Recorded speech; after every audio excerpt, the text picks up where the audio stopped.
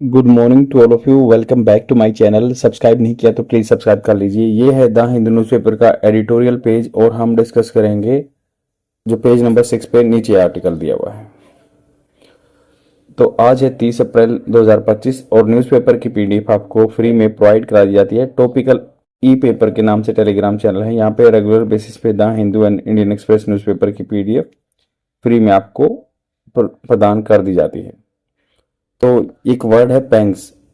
Pangs होता है एकदम सडन पेन होना, पेन जो होते हैं,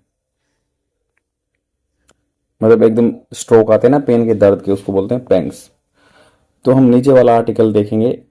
लिबरल रैली। लिबरल होता है जो उदारवादी होते हैं। उदारवादी जो होते हैं वो एक ये वेस्टर्न फिलोसफी है।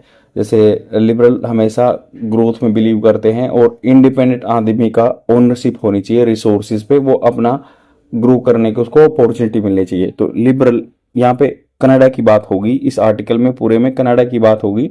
कनाडा में क्या क्या जो पॉलिटिकल चेंजमेंट हुए हैं और पॉलिटिकल रेटोरिक जो बयानबाजी है, दूसरे कंट्री के बयानबाजी भी बहुत ही चेंजमेंट ला देते हैं किसी कंट्री की जो पॉलिटिकल लैंडस्केप में। तो उसी के बारे में जानेंगे। राइटर के क्या पॉइंट ऑफ व्यू है with regard to the Canada politics, और जो यूएसए के उसके साथ क्या कंसिक्वेंसेस हैं, या उनके ट्रंप ने क्या बयानबाजी की उसके कंसिक्वेंसेस क्या झेलने पड़े कनाडा को। तो लिबरल रैली, रैली वैसे होता है टुगेदर होना, इकट्ठा होना। बोलते ना कि भाई रैली में जा रहा हूं, तो सेम टुगेदर होना, इकट्ठा होना, झुंड में इकट्ठा होना।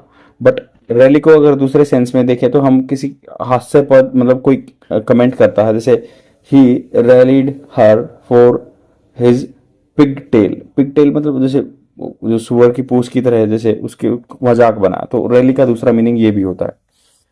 तो ये वोकेबलरी वर्ड्स मोस्टली आपको हर एग्जाम में मिल जाएंगे और स्पोकन इंग्लिश भी सुधरेगा ऐसे ऐसे आप अगर इनको यूज करेंगे तो। अब यहाँ पे बात हो रही है ट्रंप इन्फ्लुएंस्ड। इन्फ्लुएंस होता है किसी को प्रभाव में लेना। कनाडा इलेक्शन, तो ट्रंप ने इन्फ्लुएंस कर दिया था, वर्ब की सेकंड फॉर्म पास्ट टेंस है, कर दिया था कनाडा के इलेक्शन को, but not in the way he imagine. But उस तरीके से नहीं कर पाए जिसने, इन द वे, जिस तरीके से उन्होंने इमेजिन किया था।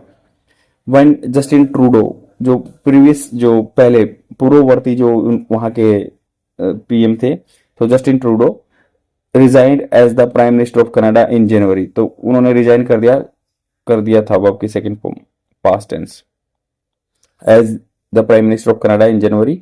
It seem that his party, it seem that मतलब यह लगा कि उसकी जो पार्टी थी, द लिबरल्स, जो लिबरल्स बोलते हैं, जैसे लिबरल होता है जो बिलीव करते हैं ग्रोथ में, सबकी इंडिपेंडेंट, वो कंजर्वेटिस्ट जो होते हैं जो बिलीव करते हैं एस्टेब्लिश जो स्ट्रक्चर बना हुआ है, ऊंच नीच का भाव, या जो प्रोटेक्शनिज्म की तरफ जाते हैं, वो ज्यादा ग्रो करने का मौका नहीं देते।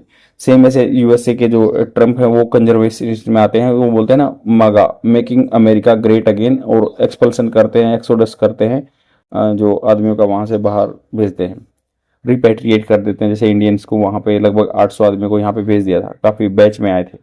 तो सेम ऐसे कहा कि भाई उन जो लिबरल्स है ना, who were trailing the conservatives, trailing वैसे पीछे रहना, trailing the conservatives by 25 points in opinion poll. Opinion poll में ये 25 पॉइंट पीछे थे। ट्रेलिंग मैंने बता दिया कि पीछे रहना। तो ये कंजर्वेटिव्स जो थे, पार्टी थी, उनसे 25 पॉइंट पीछे थे ओपिनियन पोल में। कंफर्म जो वर्डिक्ट नहीं है ये, बट ओपिनियन पोल, जैसे आदमियों के ओपिनियन लिए जाते हैं ना, न्यूज़पेपर में बताते हैं भाई कौन बनेगा, कौन ज्यादा वोट मस्टर करेगा, इकट्ठा करेगा, तो वैसे ही 25 पॉइंट पीछे थे। Was headed for an electoral debacle. Debacle होता है तबाही या विनाश। वाज हेरिड मतलब ये हेरिड थे, उसकी तरफ असर्ट थे, डायरेक्शन थी इनकी इलेक्टोरल इलेक्शन में, डिबेकल में। Mister Trudeau in power for nearly a decade, मतलब मिस्टर ट्रूडो लगभग 10 साल रहे। डिकेड होता है 10 साल का टेन्योर।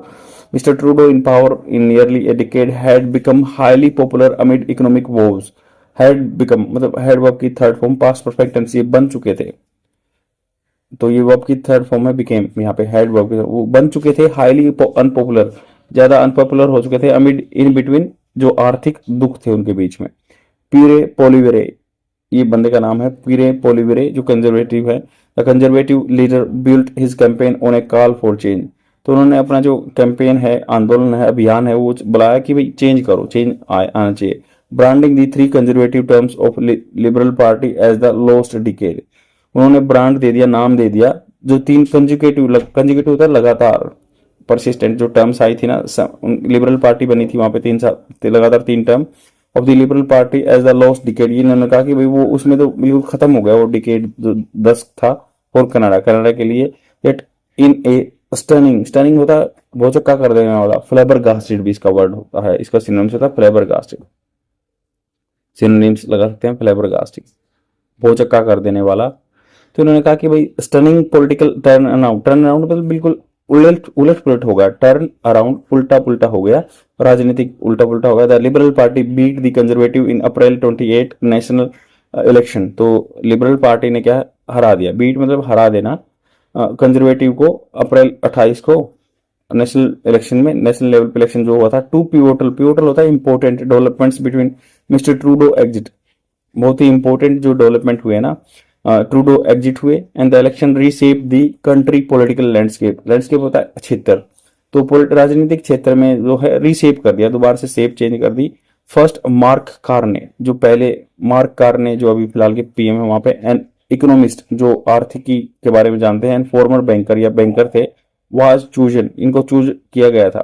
वाज चूजन ये पैसिव फॉर्मेट है, बाय दी अथॉरिटीज है, बाय दी इलेक्टर्स है, तो was chosen as mister Trudeau successor, mister Trudeau के सक्सेसर जो पीछे लीनिएज में आते हैं उनके पीछे आए। मिस्टर कार ने distance himself from Trudeau legacy, legacy जो एक बोलते हैं ना कि भाई ये अपनी एक लेगेसी छोड़ के गया है, एक वसीयत टाइप में, कि भाई इनके जो गुण है वो उनके बच्चों में जाएंगे, तो लेगेसी होते हैं इसको, एक मतलब लीनिएज टाइप में। मिस्टर थॉर्न ने डिस्टेंस हिमसेल्फ, अपने आप को डिस्टेंस किया उन्होंने जो ट्रूडो की लेगेसी थी वसीयत टाइप में, एंड रीफ्रेम, दोबारा से उसको ढांचे को चेंज किया, रीफ्रेम किया the election as an opportunity to rebuild Canada economy. तो इलेक्शन को उन्होंने देखा कि अपॉर्चुनिटी है, दोबारा से रिबिल्ड करते हैं, इकोनॉमिक वाउस कम हो जाएंगे कनाडा के। Second, Donald Trump rhetoric, rhetoric होता है बयानबाजी, जो उन्होंने रिमार्क्स किए थे about Canada the 51th state of the US.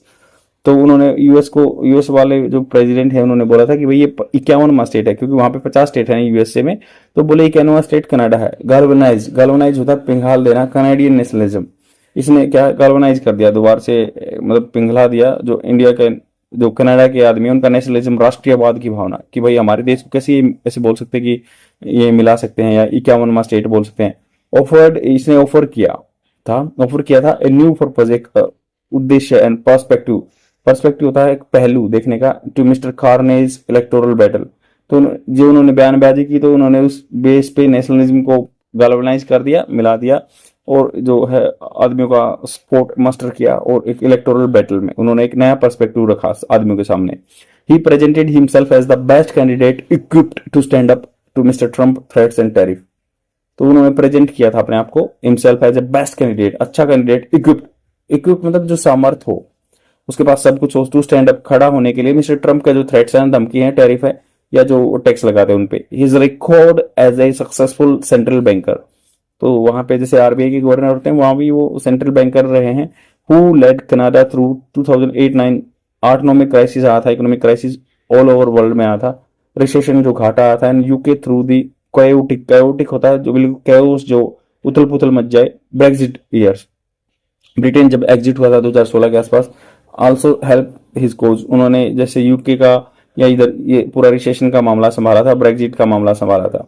The results not entirely disappointing for the conservatives, जो रिजल्ट है ना वो नहीं थे एंटायरली, पूरी तरह से निराशाजनक नहीं थे कंजर्वेटिव पार्टी के लिए।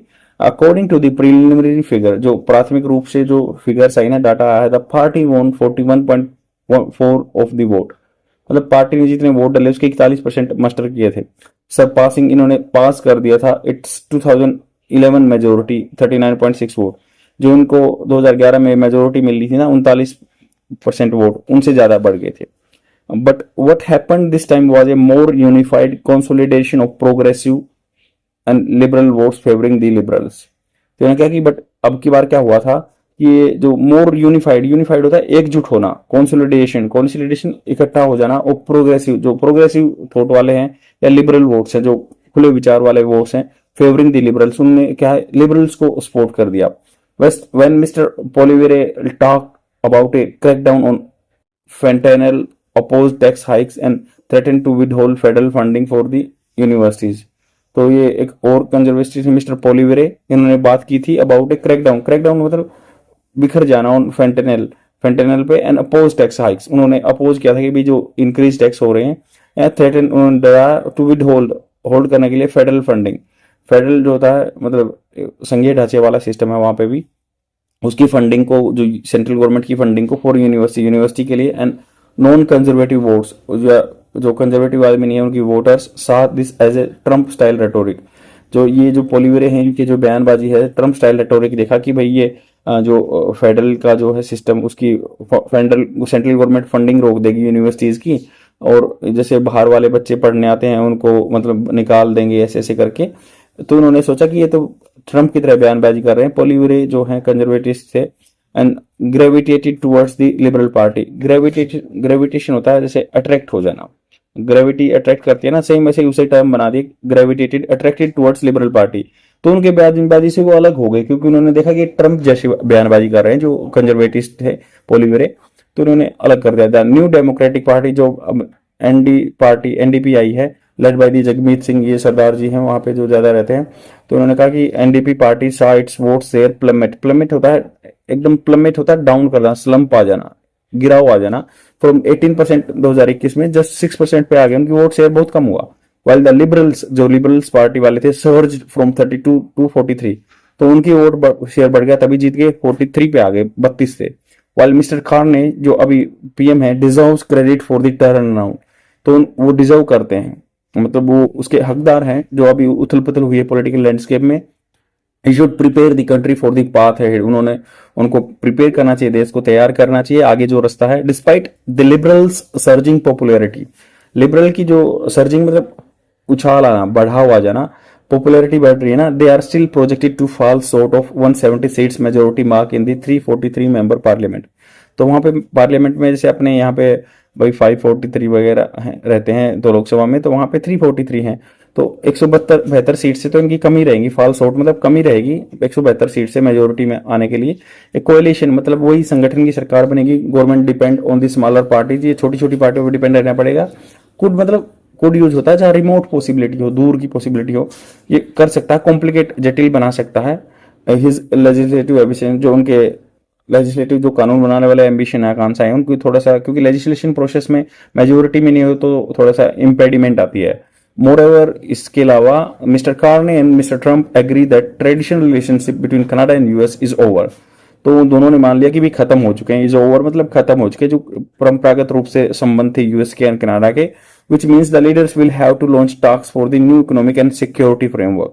तो अभी जो क्या है इसका मतलब ये हुआ कि अब लीडर्स को ना लॉन्च करना पड़ेगा बातें, किसके लिए, नए आर्थिक और सिक्योरिटी सुरक्षा के लिए ढांचे के लिए नए कानून बनाने पड़ेंगे। मिस्टर खार ने मस्ट आल्सो टेक स्विफ्ट होता तेज मेजर्स, तरीके लेने चाहिए टू ऑफसेट, खत्म करने के लिए प्रभाव जो है मिस्टर ट्रंप के टैरिफ का, जो इन्होंने 25% टैरिफ लगाया उन पे, या रिवाइटलाइज, दोबारा से पुनरुत्थान करना पड़ेगा, पुनर्जीवन देना होगा इकोनॉमिक ग्रोथ को, आर्थिकी बढ़त को। ऑल द वाइल मतलब इस दौरान, स्टैंडिंग फर्म अगेंस्ट, इसी दौरान उनको खड़ा भी रहना होगा, फर्म मतलब डर्ड, अगेंस्ट के खिलाफ, अमेरिका के जो प्रेशर के खिलाफ, फॉर कनाडा सोवरेनिटी, कनाडा की संप्रभुता के, सोवरेनिटी होता है कि अपने देश की संप्रभुता बनाए रखें और अपने सेल्फ डिसीजन अपने आप लें, तो उसको बनाए रखना है, उसको 51 स्टेट नहीं बनना है ट्रंप का। आई होप आपको समझ में आया होगा, काफी अच्छा आर्टिकल है और इसमें बहुत सारे वर्ड्स आए, मैंने बताया आपको, चीजें समझाने की कोशिश की। प्लीज ये हेल्प कर दो, लाइक करो, कमेंट करो, शेयर जरूर करो इस वीडियो को, अपने व्हाट्सएप स्टेटस पे लगाओ। Thank you very much, bye.